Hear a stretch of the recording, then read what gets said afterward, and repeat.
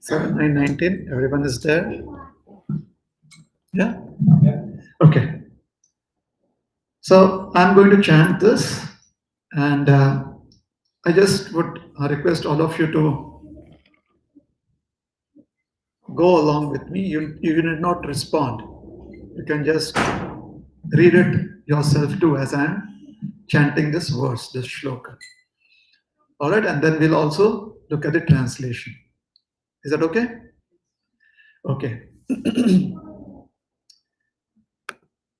बालस्य नेह शरणं पितरौ नृसिंह नार्तस्य चागदमुदन्वति मज्जतो नो तप्तस्य तत्प्रतिविधेयैहाञ्जश्रेष्ठस्तावद्विभो तनुभृतां त्वदुपेक्षितानाम्.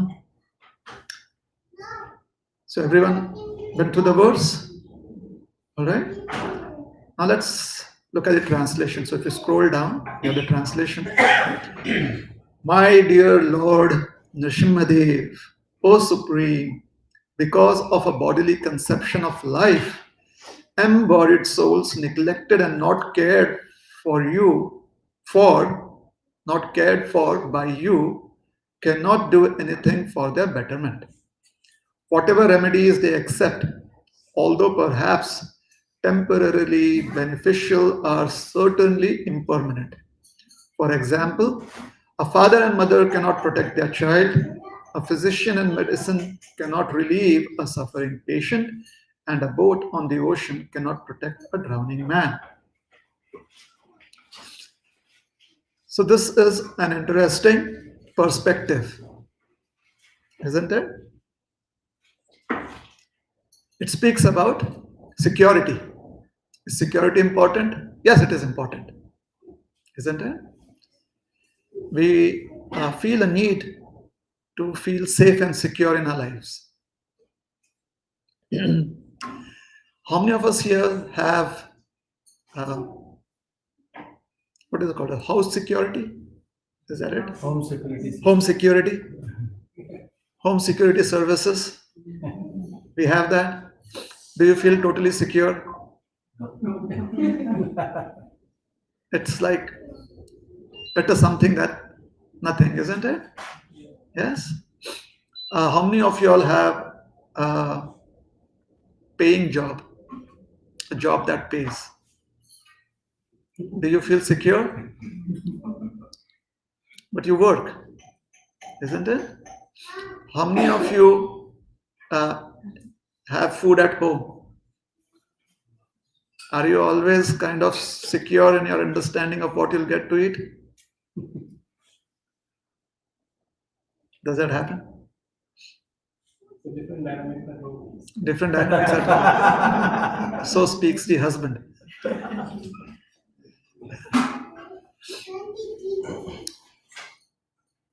So we are hopeful, and it is good to be hopeful. We also try to do our best, and that is what the human intelligence should be doing. We should try and see what serves our purposes the best. The reason is, only when we are feeling secure do we feel some kind of mental peace. If you don't feel secure, then we are always anxious. So security helps us streamline our understanding of life.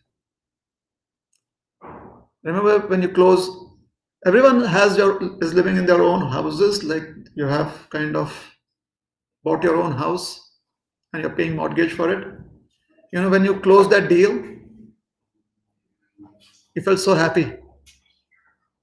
And if you'd been searching the market for quite some time, finally when you close the deal, you're like,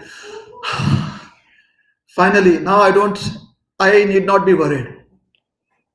But most probably after 2 days, there's something else that comes up. Yes? So that's because we have so many different needs to be fulfilled in so many different ways, and therefore there are so many desires. When the intelligence is multifaceted and distributed in different avenues based on these needs, one could feel exhausted. Exhausted one does feel, but one never feels conquered. One never feels overpowered. One always feels that there is a way out and I'm going to make it. Correct? Like there are so many circumstances that test the human tenacity. How, to what extent can we go, stretch ourselves? And it's been a good journey. It's not been so bad. So when we find so many ways to trust our own abilities, we kind of become a little immune to an innocent understanding of circumstances. Like, for example, a child. When a child is in the arms of its parents, the child feels very innocently, the child feels secure. The child is not calculative, the child has not really figured out all the dynamics of what this security is. The child does not feel, has not calculated that what is the strength of the arm that is holding me. The child hasn't calculated how high am I being held above the ground. It's just that kind of innocence and simplicity. So having achieved or having fulfilled intermittent needs in life, one starts feeling that there is some truth to me being a controller in life. Correct? Like, yes, whenever I want, I can easily be spiritual. For those who are practicing Krishna consciousness, in a Krishna consciousness, everyone else has a regular dress, but in Krishna consciousness, those who go to the ISKCON temple, they have something hanging from their neck. Like there, you can see it. Something is hanging around. And sometimes people actually feel, if you have your hands inside that bag, people actually feel that you've twisted your arm or something like that. They actually ask you, have you hurt yourself? And you're like, yeah, I've hurt my ego. And I'm trying to redeem myself now through chanting. You don't say that, but yeah. So for those who have been chanting, they're like, yeah, tomorrow again I'll be able to chant. You feel in control. Do we feel in control? Yeah, we feel in control. Now, feeling secure, like a baby feels secure. Not even a baby, like you feel secure do you feel secure when your father or your mother or your husband or your wife is driving the car? So I hope you feel secure when they are driving. Or do you constantly keep on looking at the speedometer and like... But look at the children. They sit in the back seat, they take out their books and they're reading or they're playing. But in the passenger seat, someone is a little anxious, isn't it? We are totally convinced and we comfort them. Don't worry, I've been driving for so long. I'm in control.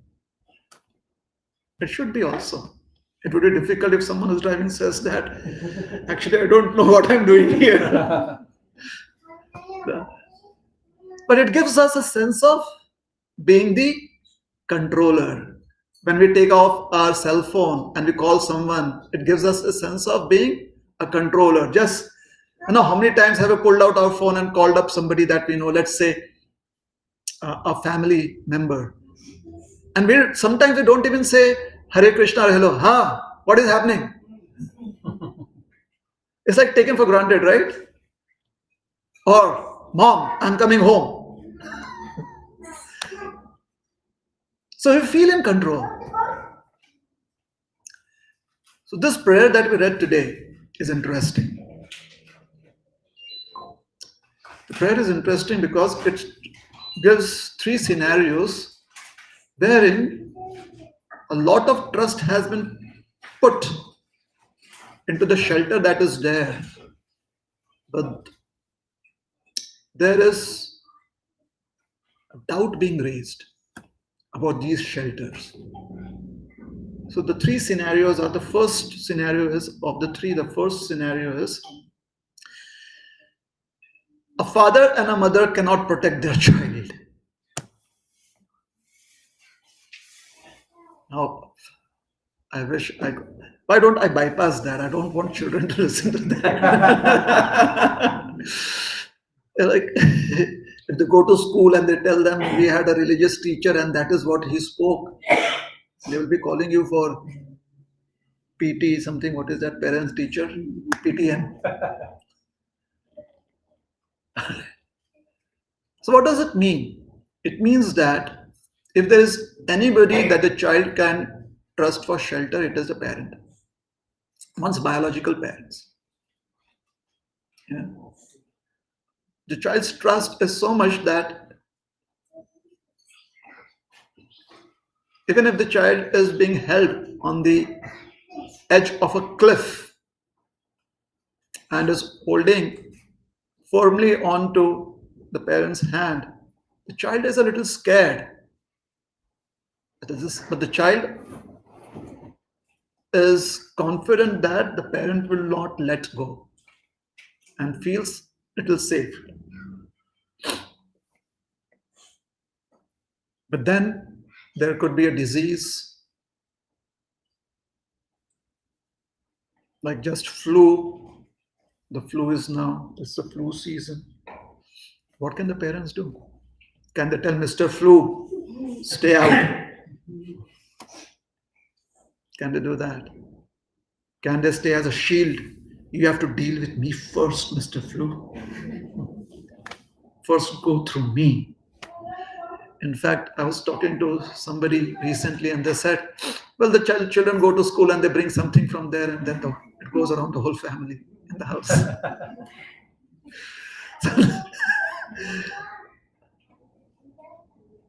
The child actually makes the parents vulnerable on the situation. So that is what is being spoken about here. Isn't it? A mother and a father cannot protect their child.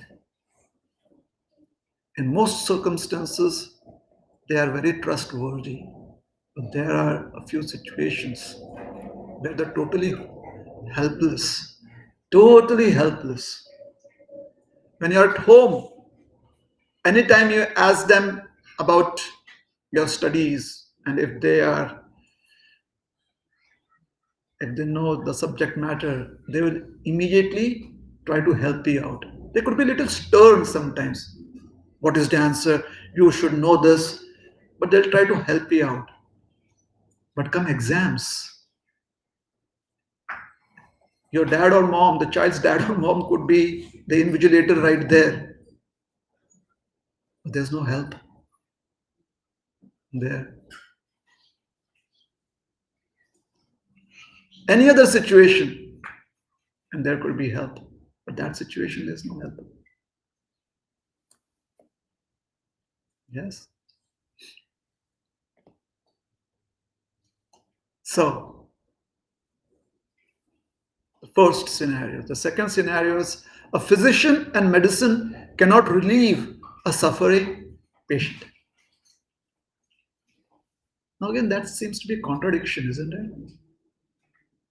If you have an ailment, you seek treatment, you seek medicines, don't you? Don't you? Yes. And do the medicines work? They do. Correct? And what is being spoken of here?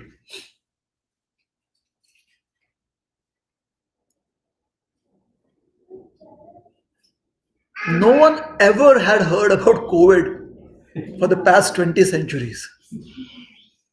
Ever. Therefore, when COVID struck, the physicians were also helpless. Just as in the early 20th century, the Spanish flu struck, the physicians were helpless. Yes?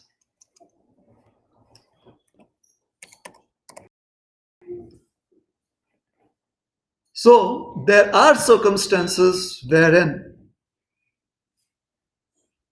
disease overpowers our knowledge of how to treat them. In fact, it is not just COVID.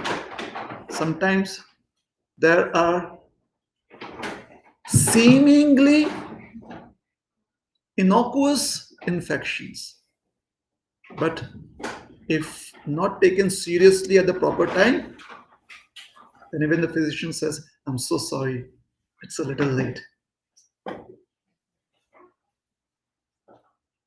Right? So, these circumstances where the physician and the medicine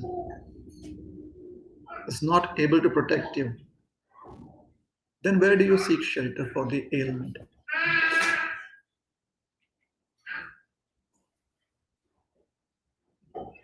You know, like especially in the pandemic, ventilators were available, doctors were available, nurses were available. Still, the disease was so virulent and it had affected so many of the important systems of the body. Nothing worked. Complete. The whole system, health system of the body was crashing. So that is the second scenario. The third scenario, a boat on the ocean cannot protect a drowning man. Is that true? Supposing somebody is drowning and a boat is available, can the person climb up onto the boat or into the boat and feel safe? Yes. However, if it is a small boat on the mighty ocean and there's no one around, so the man may not be drowned or the person may not be drowned, but what about starvation? What about dehydration? So just because a man climbs onto a boat to save oneself from drowning doesn't mean that they are safe. And what would happen if the boat is caught in a hurricane? So one is saved from drowning in the ocean, then the hurricane comes and topples it over. Do they call it hurricanes? Tornadoes are on land, hurricanes are on the sea. No? Yes? Okay. Thank you.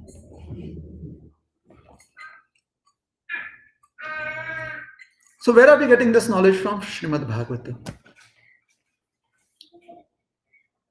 Would you want to know who is speaking this? It's a 6-year-old boy. How old? 6-year-old boy. His name is Prahalad Maharaj. A 6-year-old boy having such clarity? Sometimes children, they really stun you, isn't it? They do the unexpected. There was a family that was really going through very difficult times. Very, very difficult times. So even when they would come into their prayer room, they would be crying. So child walks up to them, their child, and says, don't worry, Krishna will take care. And the parents are like, what? Just chant Hare Krishna. They've heard it from the parents so many times that the child offers that solution. Once Srila Prabhupada was talking to a few scholars and they were discussing who is God. The scholars had their various perspectives of, scholars, they have so much understanding, so they kind of were saying, okay, this is the absolute truth or that is the absolute truth. So they couldn't come to any conclusion. So at that point of time, there was a little kid there from the Gurukul. This was in Vrindavan. So Srila Prabhupada called that boy over and said, who is God? The child says, Krishna is God. And Prabhupada says, see, even a child knows. You are such great scholars and you do not know, and even a child knows. So they said, well, the child does not know that how Krishna is God. Prabhupada said, even Krishna doesn't know how he is God. Therefore, he comes as his devotee, as Chaitanya Mahaprabhu, to understand how is God.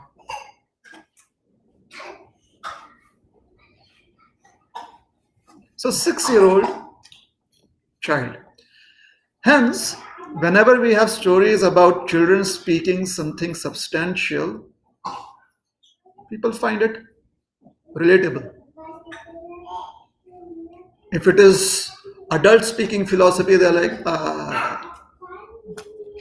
bragging again. We've heard it so many times.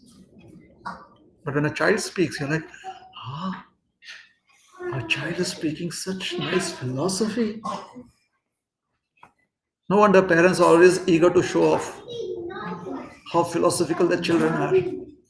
What is that shloka? Please chant the prayers. And then everyone praises the child. So let me tell you a small story and then we'll kind of conclude. Difficult times come and go. However, in difficult times, one really feels helpless and hopeless, it is good to have some sensibility of the shelter of the Lord, because that gives some kind of pacification that, all right, maybe I cannot figure out everything today, but since the Lord is there to protect all of us, the Lord will show the way. So family was going through very difficult times. A mother, father, and a little girl. They was to go regularly to Saturday satsang program. Is that what happens? Friday satsang programs. This family would every week attend the Friday satsang program. Bhakti Vriksha? Yes, Friday Bhakti Vriksha program.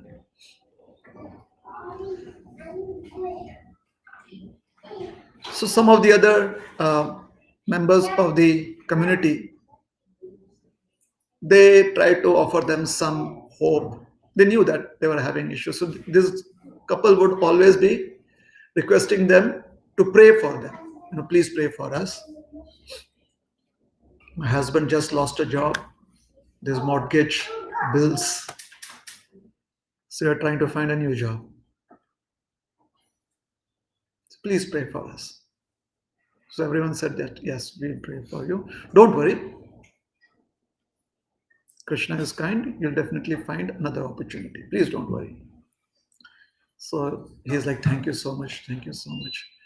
And he would go home also, and every day offer a prayer. Every evening offer the same prayer. My dear Lord, please, if it is your desire, please let me have a job, because the houses to serve you and all the facilities that we have is ultimately for your service.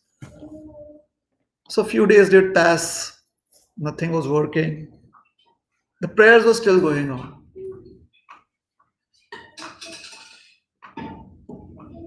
And when everything seemed to be not working, one fine day, there was a call. The husband had given an interview and there was a call. And what What do you think happened? What was it? Yes, it was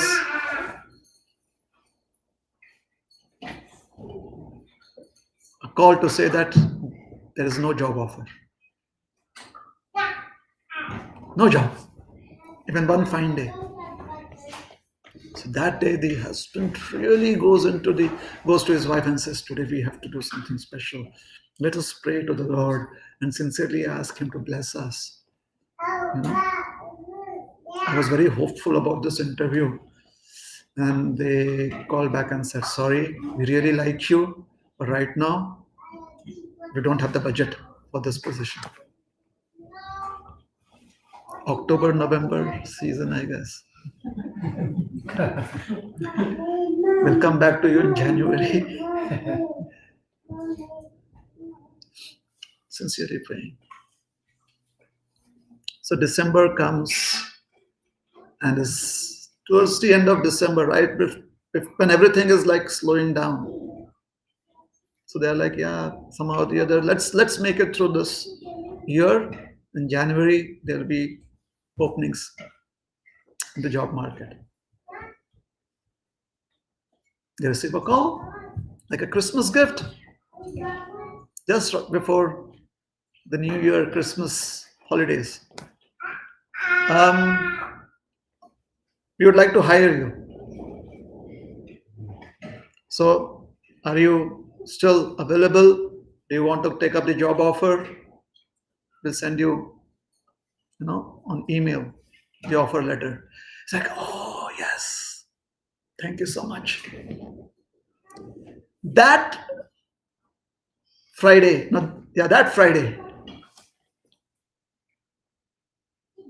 they wanted to express their gratitude to the Lord. So what did they do? They said that we want to sponsor the feast. And this is our way of saying thank you to all of you. And please, can we hold the Satsang Friday Satsang program in our house?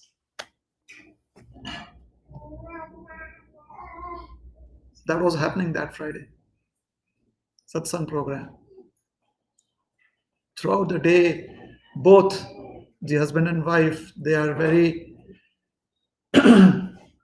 eagerly cooking, wanting to serve all the devotees, get their blessings, feeling grateful that it is the prayers of the devotees that help them have this job offer. Come evening, the satsang program is open, everyone is coming in, and everyone is congratulating them, and they are thanking everyone that it is by your mercy, by your mercy. It's a very, very joyful atmosphere. Nice kirtan. And after many, many days, they feel a little light in kirtan. Many, many days. Then there is a discourse, then Arati. And during Arati, when the Arati is done, the husband wants to give a speech, a little small speech, wanting to thank everyone. So the husband says, by the grace of the Supreme Lord, Lordship Shri Shri Gaur Nitai, and the mercy of all the devotees, I got a job offer, and things are looking good. So everyone goes, Hari Bol, Hari Bol, Hari Bol. Yes. Everyone is so excited, so happy for them. And then they say, all right, so now we can, everyone please take prasad. So everyone gets up. Go and take prasad. The little girl stands up and she says, please, please, please, all of you sit down. We have to offer prayers. But they said, hey, we've offered all the prayers. We did offer the prasadam prayers. No, we have to offer prayers. So the parents, they thought that, because for almost 6 to 8 weeks, we've been offering prayers after every meal, before every meal. They said, no, child, the prayers have been answered. She said, no, we have to offer prayers. So they said, all right. So then she folded her palms like this, closed her eyes, and she started offering prayers. My dear Lord, my father did not have a job, and you blessed him with a job offer, and now he has a job and he's so happy. So, by your blessings, my father has a job. Now, when my father got this job offer and he got the job, there were others also had applied for the job and given interviews. They did not get that job. So, I would like to offer prayers on their behalf. Please let them have a job too. Children, sometimes they are like really amazing, aren't they? As adults, I mean, even if our aura spreads all over to the Mars planet, it is highly unlikely that we would come up with a prayer like that. Highly unlikely because, as far as our vibes go, it is still be in the center of our lives. But children are very innocent. They have as of yet not got the experiences of being in control so much. Life hasn't given them so many experiences. However, they've always experienced being dependent. So they understand a little differently the idea of seeking shelter than adults do. And hence, whenever we hear from scriptures of saintly personalities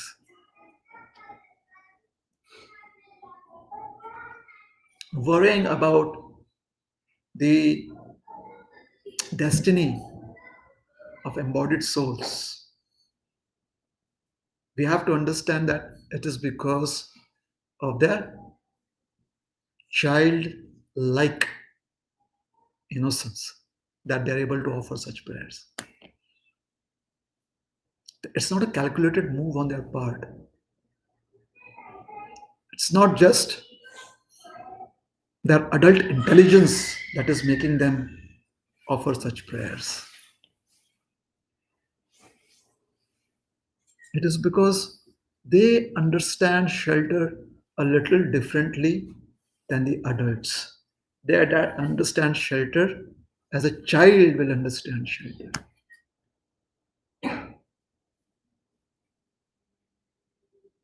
So we are fortunate when we get to hear about saintly personalities who share the pain and the aspirations and the happiness of other living entities, who share in all of those experiences. Hence, they are worshipable. So, in Chaitanya Charitamrita, this is a beautiful scripture wherein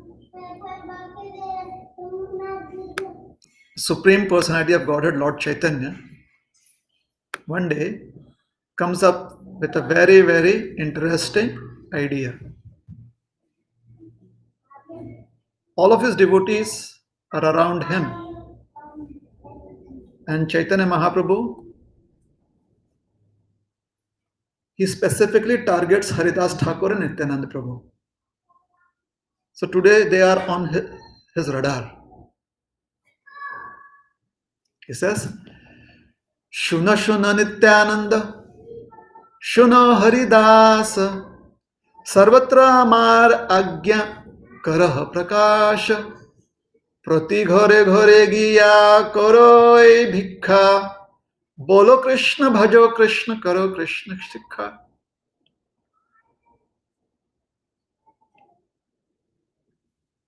Do you know what language this is? Yes. Tulsi? Sanskrit? Good. It's a different dialect of Sanskrit. A little let's just say, it is tweaked Sanskrit. And this dialect of Sanskrit is known as Bengali. It's perfectly all right. It seems like Sanskrit. Like Bala Krishna, so Krishna, Sanskrit.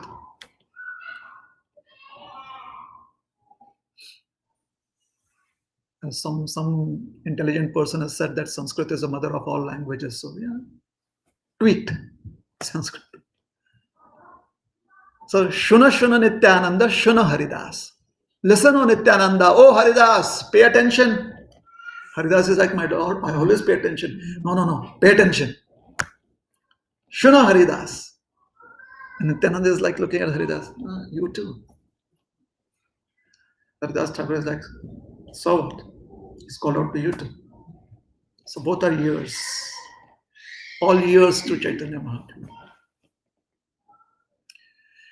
Sarvatramar Agya Karaha Prakasha. Please take my instructions and offer it to each and every individual all over this place, throughout the village. It's like a utilities company telling its salesperson, so this is a product, now go to every home and inspire them to take it. Prati ghare ghare giya karo ei bhikha. Go to each and every house and beg them. Or try to convince them. What does a beggar ask for? Money? Food? Have you heard of the word alms? A-L-M-S. No? So new word for it. How many of you, especially the children, how many of you have heard this word alms? A-L-M-S. What does it mean?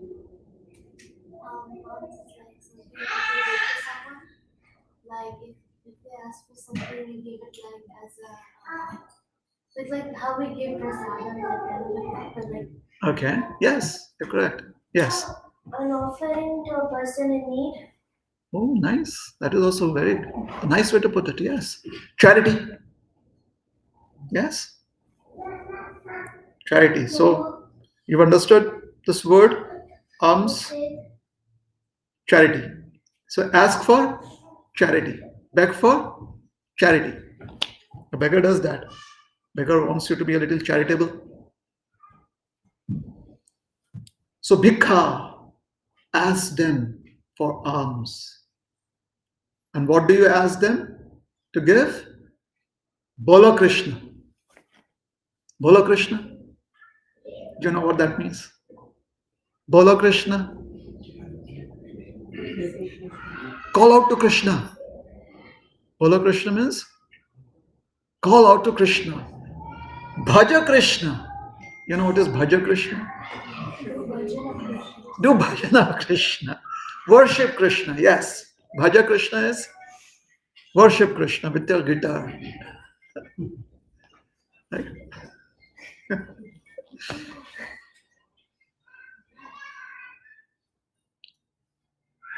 Such inputs makes the presentation interesting for the speaker. Now, I'm never going to forget what Bhaja Krishna means. It's so wonderful. Bhaja Krishna means doing bhajan of Krishna. Yes. Worship Krishna. Thank you. Krishna Kara Shikha. Shikha is, that is the Prakrit Bhasha, let us say, corrupted form of the word Siksha. Right? Like, oi, Scotland. Oi, boy. Ahoy there. It's like, hello. But then the dialect or the local dialect, isn't it? So, Karo Krishna Shikha. Shikha means Shiksha. Shiksha means instructions. So, Krishna Kara Shikha. Please follow the instructions given by the Supreme Personality of Godhead. This is what you have to beg in charity. So you go, knock, knock, who's there? Charity. Sorry, go next door. No, no, no, no. Please give us some charity. What do you want? Please call out for Krishna. Call out Krishna's names. Hare Krishna, Hare Krishna, Krishna Krishna, Hare Hare. Hare Ram, Ram Ram, Hare Hare. Bhaja Krishna. Please worship Krishna.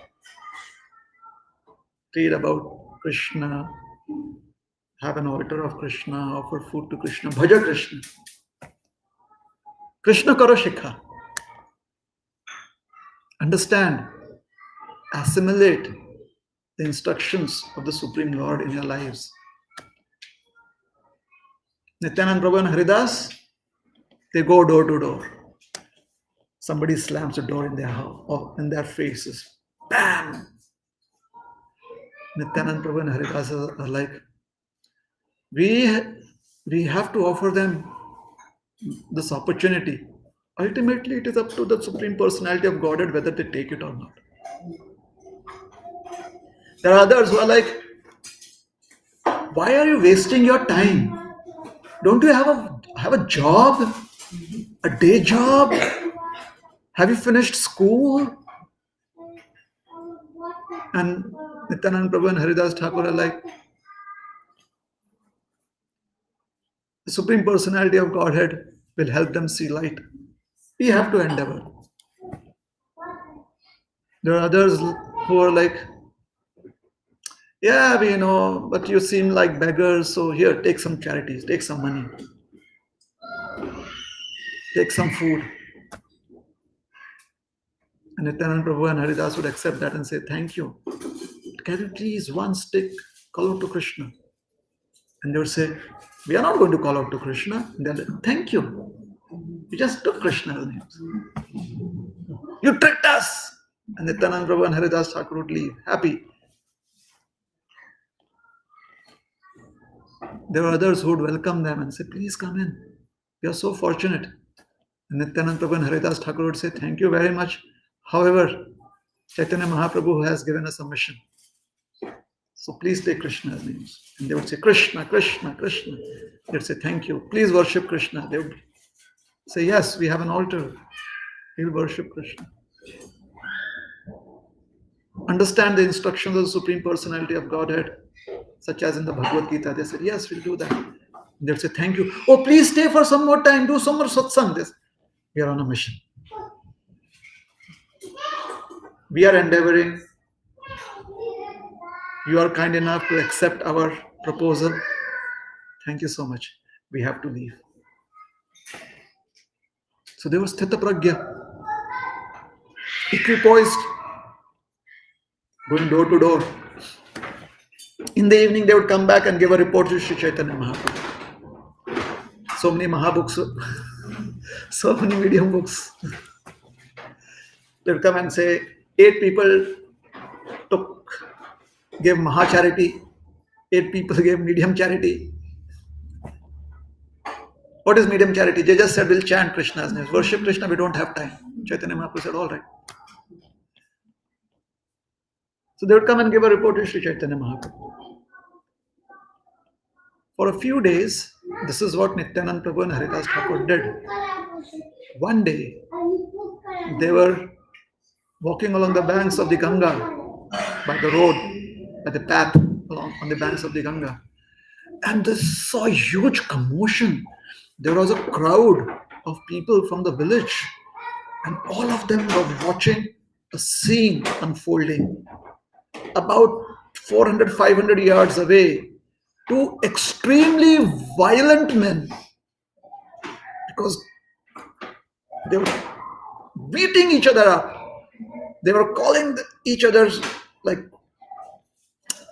all these crazy words, apashabda. What is it called as? Blasphemy? No. Bad words. Oh, bad words. Curses. They're cursing each other. And really horrible. Seriously bad words. And they were trying to scratch the skin, the eyes. They were really trying to hurt each other. Nityananda asked the crowd, "What's happening?" They say, "Oh, you look like very decent people. And you look like renounced people in the renounced order, sannyasis. Please go away from here. This is very dangerous." "What is dangerous?" asked Haridas. "You see those two gentlemen? They are brothers." "What?" "They are brothers of the same mother.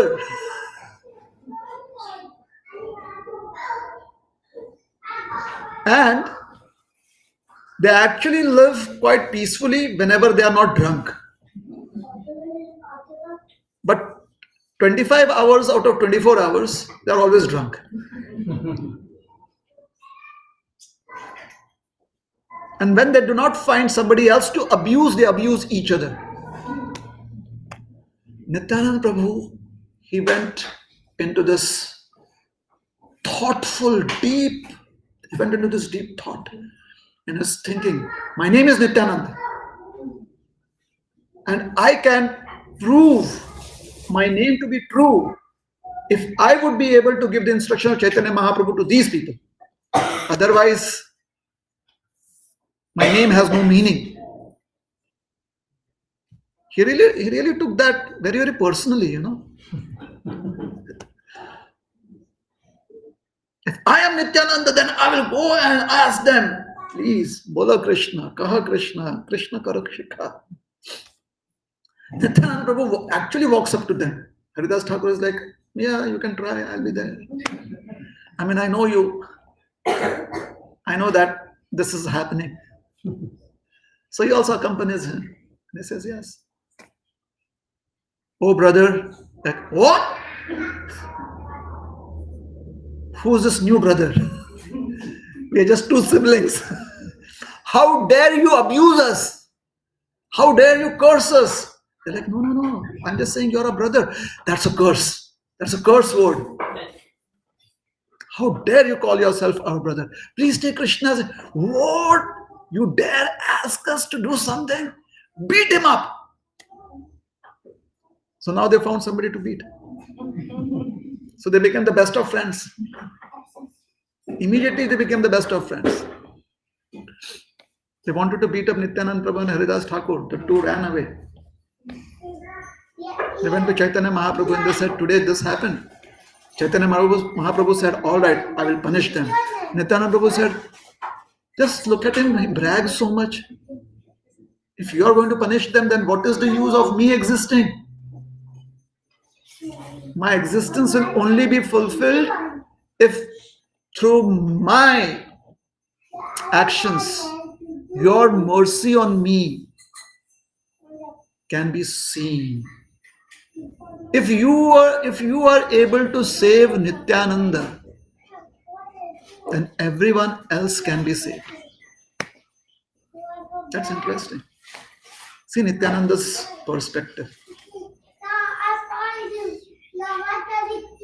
Since you have called me Nityananda, since you address me as Nityananda, since you have saved me from a hellish life, which is not true, but this is what Nityananda feels. He feels himself to be very, very unqualified. He says, if I can receive your mercy, this Jagai and Madhai, they are way better than me. They definitely are qualified to receive mercy. And tomorrow it shall happen. Haridas Thakur is like, no, again tomorrow? I know these two people have no chance. Chaitanya Mahaprabhu said, your very glance falling on them has already saved them. So the next day they go and approach the two brothers. Their name is Jagai. What is their names? One of them is called Jagai. Yes. How do you know them? Are you friends with them on Facebook or something? Jagai, and they're so famous. Like, you little children know about Jagai and Madhai. What are we doing? We are really preaching, aren't we? That's true, Jagai and Madhai. So Madhai picks up a pot and cracks that pot on the head of Nityananda Prabhu, and pot breaks, and he has a free-flowing wound. This blood. Haridas Thakur runs back and tells Chaitanya Mahaprabhu. Chaitanya Mahaprabhu is very concerned. He comes running and we sees Nityananda Prabhu in that situation. He says, Sudarshan. He calls for his desk. Now, this is the only time that Chaitanya Mahaprabhu called for his desk. And no one took a snapshot. How crazy is that? Because then we would have known that Chaitanya Mahaprabhu is the Supreme Lord because he has a discus. Sudarshan disc coming. And Sudarshan is right there on his index finger. Chaitanya Mahaprabhu is ready to send Sudarshan to punish the two brothers. Nityananda Prabhu falls at his feet and says, my dear sir, please, if you are going to punish them, you might as well punish everyone. When was the last time Nityananda Prabhu, through his instructions, came to us and said, Kaho Krishna, Bhaja Krishna, Kara Krishna Shikha? N number of times. And how many of times have we kind of forgotten those instructions? If Chaitanya Mahaprabhu would come knock, knock, Sudarshan. So we are saved by Nityananda Prabhu's grace. He said, if you punish them, you might as well punish everyone for all times to come.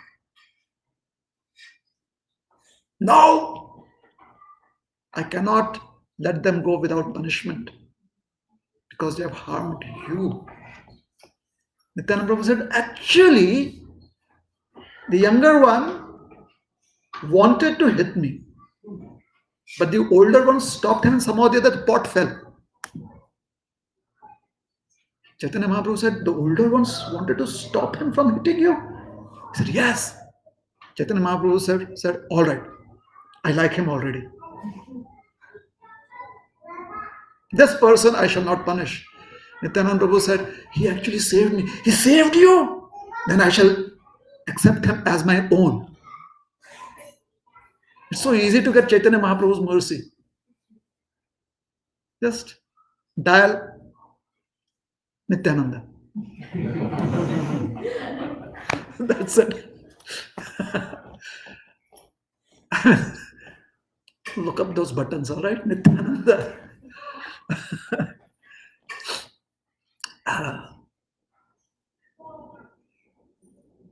So now Sudarshan is still there. And Sudarshan is like, what should I do? You called me. You've already said that this person is your own, so I cannot punish him. So Chaitanya Mahaprabhu is about to send Sudarshan to punish Madhai. So Madhai falls at Chaitanya Mahaprabhu's feet and he says, we are like two bodies and one soul. If you've accepted one as your own, then technically I am also your own. Because we are non-different. Achintya Bhedabhed philosophy. We are different at the same time non-different. We are the same, the two brothers. Chaitanya Mahaprabhu is like, you are telling me my own philosophy or what? How is that? He said, all the activities since birth we've been together. There was never a time we did anything separate. Chaitanya Mahaprabhu said, well, he protected Nityananda Prabhu. He said, well, because we do it together, so half the credit goes to me too. And Jagai is like, yes, that is true. Chaitanya Mahaprabhu looked at Nityananda Prabhu. He says, this is a dilemma for me. Now you have accepted Jagai. So if you accept Madhai, then he shall be forgiven too. Nityananda Prabhu says, done. Where do I have to sign? And Nityananda Prabhu signed off on that mercy plea. Madhai was also saved. The point is, we try to make it a little humorous, isn't it? We don't want you to be in a very, very melancholic mood before Prashad time. Oh, that was so wonderful, wasn't it? Yeah, and you're having Prashad. No, have fun. Smile, be happy, have fun. Just something to ponder over. That things or situations in this material world manifest and unmanifest. We try to do our best to anticipate and work on them. However, the ability to work through situations brings in the possibility of becoming or having this attitude that I am the controller. Therefore, whenever possible, seek shelter of the Lord, seek shelter of the holy names in the mood of humble servant. Because servant is always dependent on the master. And scriptures mention this, and hence, most probably, when we take shelter in that mood, that Krishna is so merciful that he has offered his holy names to an unqualified person like me. My only qualification is my disqualification. And we feel extremely grateful for that. That could dismantle the tower of being the controller understanding that we have in our lives. It could dismantle it. And in its place, we could find a beautiful house, a mandir, a prayer hall stand up. A prayer hall that actually it is by Krishna's grace that I am able to maneuver through situations in life. Actually, through Krishna's grace. Since Krishna is not different from his name, the holy names have this potency. They have the potency to help us evolve into always being considerate enough on ourselves to accept the fact that at Krishna's grace, we have the opportunity, the facility, and the capability of chanting his holy names. Hare Krishna, Krishna Krishna, Hare Hare, Hare Rama, Rama Rama, Hare Krishna. So we'll stop here. Any questions, clarifications, any suggestions? Yes. I have a question. So from when I was little, I was learning Vishnu Sahasranam and then I was attending ISKCON classes Mhm. in the same time. Like not at the same time, but in the same period of time. So in the Vishnu Sahasranam classes, they used to say that Krishna was a form of Lord Venkateshwara Swami, but in ISKCON, they said the Lord Venkateshwara is a form of Krishna. Oh, really? Yeah. That's confusing, isn't it? Yeah, I can understand how that's confusing. So, your parents are from India? Yeah. Okay. So, what is the language in which they speak with their parents, with your grandparents? Sorry? In what language do they converse with your grandparents? Telugu. Telugu. Nice.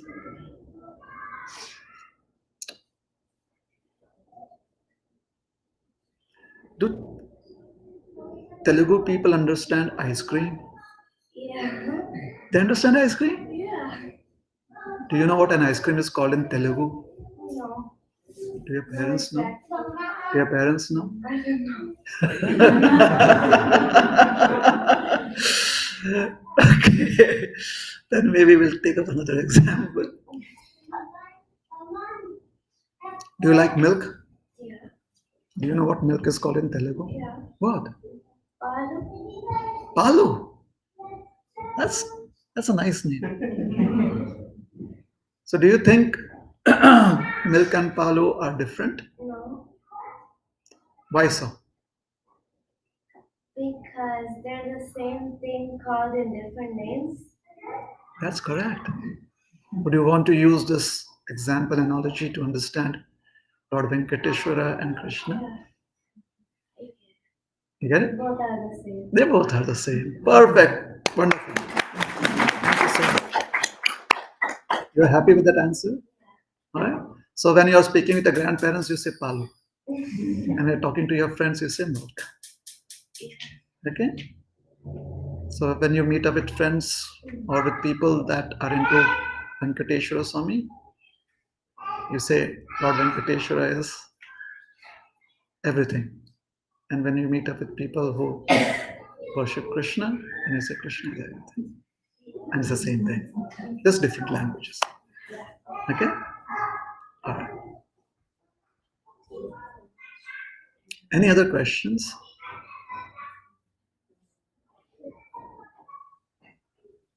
The nice verse explains there is no guarantee of protection in a material shelter.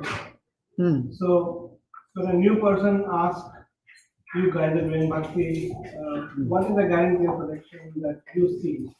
Okay. Being in this movement for so many years, we are convinced internally. But how to answer this question that what is the protection we are guaranteed Okay. by doing bhakti? That's a very good question. Somebody could ask us that you are practicing bhakti, so have you received a guarantee? Do you have that warranty card with you? Yeah, so And we may feel stumped, like where is the warranty card? devotees also fall sick, they also die, they also Oh yeah, all of that happens too, isn't it? So the richest man presently on the planet, at least according to what Forbes says, is Elon Musk, right? Now he says that he can definitely make travel to Mars possible. Yes, he says that. Do you think he's convinced enough? What do you think? Is he convinced enough to do that? Pursue that. He is convinced that he wants to go to Mars. We may or we may not be convinced, right? But he is definitely convinced because he's putting money into that, into SpaceX. He's putting his resources into it. So seems that he is convinced, isn't it? Those that believe in him, they may not have the resources, but they believe in him. They trust him. Would we say that their trust is misplaced? Or can we say that, well, at least he has the resources, he can build a rocket to go to Mars. What do you have? So why do you trust that understanding? They trust him. Similarly, we trust in Prahlad Maharaj.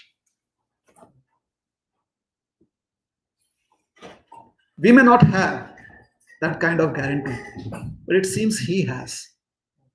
And he has invested his resources into it. So, maybe we are not very much different from others who are not practicing Krishna consciousness. Just as there are ordinary people who may not have the resources as much as Elon Musk has. But they put their trust in what he's trying to sell. So we put our trust into what Prahlad Maharaj is trying to explain. And we know that, we are confident that one day we may also have that kind of facility.